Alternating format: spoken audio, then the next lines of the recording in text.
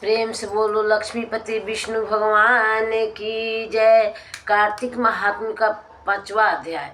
राजा पृथु ने कहा, हे मुनि जी, आपने कार्तिक मास में स्नान का फल कहा, अब अन्य मासों में विधिवत स्नान करने की विधि, नियम और उद्यापन की विधि मुझे बतलाइए। देवर्षि नारद बोले, हे राजन, आप भगवान विष्णु के अंश से उत्पन्न हुए हैं, अतः यह बात आपको मालूम ही है। फिर भी मैं आपको यथोचित विधान बतलाता हूँ, ध्यान से सुनिए। आश्विन मास में शुक्ल पक्ष की एकादशी से कार्तिक के व्रत करने चाहिए। सुबह ब्रह्म मुहूर्त में उठ के जल का पात्र लेकर गांव से बाहर पूर्व या उत्तर दिशा में जाएं। दिन में अथवा शाम को कान पर जनेऊ चढ़ाकर पृथ्वी पर घास बिछा के सिर को कपड़े से ढककर मुंह को बलपूर्वक भली भांति बंद करके थूक और सांस को रोककर मल और मूत्र का त्याग करने के पश्चात मिट्टी और जल से भली भांति अपने गुप्तांगों को धोए। तत्पश्चात जो मनुष्य दातुन नहीं करता उसके सब मंत्र निष्फल हो जाते हैं। अतः दांत और जीभ को यत्न पूर्वक शुद्ध करना चाहिए और निम्नलिखित मंत्र पढ़कर वृक्ष से दातुन तोड़ने चाहिए। हे बृहस्पति, तुम हमें आयु, कीर्ति, तेज, प्रजा, पशु, संपत्ति, महाज्ञान, बुद्धि, विद्या हमको प्रदान करो। यह मंत्र पढ़कर दूध वाले वृक्ष पर से 12 अंगुल की दातुन तोड़कर करे।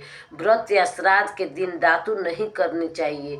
प्रतिपदा, अमावस्या, नवमी, छठी, रविवार को चंद्र तथा सूर्य ग्रहण में दातुन करनी चाहिए।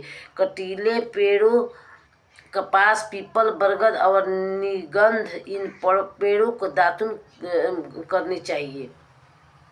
पश्चात भली भांति स्नान करके फूल, माला, चंदन और पान इत्यादि पूजा की सामग्री लेकर प्रसन्न मन और भक्ति पूर्वक भगवान शंकर के मंदिर में जाना चाहिए। वहाँ सभी देवी देवताओं का अर्घ्य, आचमनीय आदि वस्तुओं से अलग अलग पूजन करना चाहिए। प्रार्थना एवं प्रणाम करना चाहिए। फिर भक्तों के स्वर मिलाकर श्री हरि का कीर्तन करना चाहिए। मंदिर में जो गायक भगवान श्री हरि का कीर्तन करने आए हो, माला, चंदन, तांबूल आदि से उनका पूजन करना चाहिए, क्योंकि देवस्थानों में भगवत कीर्तन करने वाले भी साक्षात भगवान विष्णु की ही मूर्ति होते हैं। यह लोग सत्ययुग में विष्णु जी को अपने तपस्या, योग और दान द्वारा भगवान को प्रसन्न करते थे, मगर कलयुग में भगवत गुणगान ही भगवान श्री हरि की प्रसन्न करने का प्रधान साधन माना गया है। नारद जी ने कहा, राजा पृथु से कहा, हे राजन, मैंने एक बार भगवान से पूछा है, हे प्रभु, आप अधिकतर कहाँ रहते हैं? यह सुनकर भगवान ने कहा, हे नारद, मैं वैकुंठ अथवा योगियों में हृदय में भी नहीं रहता, अपितु जहाँ मेरे भक्त मेरा कीर्तन करते हैं वहाँ मैं अवश्य रहता हूँ। जो मनुष्य चंदन माला आदि से मेरे भक्तों का पूजन करते हैं उनसे मेरी ऐसी प्रीति होती है जैसे कि मेरे पूजन से भी नहीं हो सकती। शीरिष, धतूरा, गिरजा, चमेली, केसर और कंदार तथा कटहल के फूलों और अक्षतों से भगवान विष्णु की पूजा नहीं करनी चाहिए। अड़हुल, कंद, ग्रीष, जूही, मालती और केवड़ा के पुष्पों से भगवान शंकर की पूजा नहीं करनी चाहिए। लक्ष्मी के इच्छुक पुरुषों को तुलसी पत्र से सूर्य नारायण की पूजा नहीं करनी चाहिए।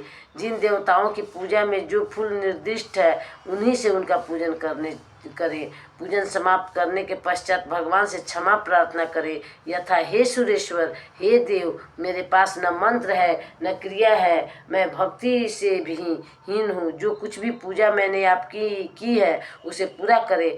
ऐसी प्रार्थना करने के बाद दंडवत प्रणाम और 2 क्षमा प्रार्थना करके भगवत कीर्तन करना चाहिए, श्रीहरि की कथा सुननी चाहिए और प्रसाद ग्रहण करना चाहिए। इस तरह बताई गई विधि के अनुसार जो मनुष्य कार्तिक व्रत का अनुष्ठान करते हैं वह संसार के सभी सुखों को भोगते हुए अंत में मुक्ति को पाते हैं। प्रेम से बोलो लक्ष्मीपति विष्णु भगवान की जय। 5वां अध्याय समाप्त।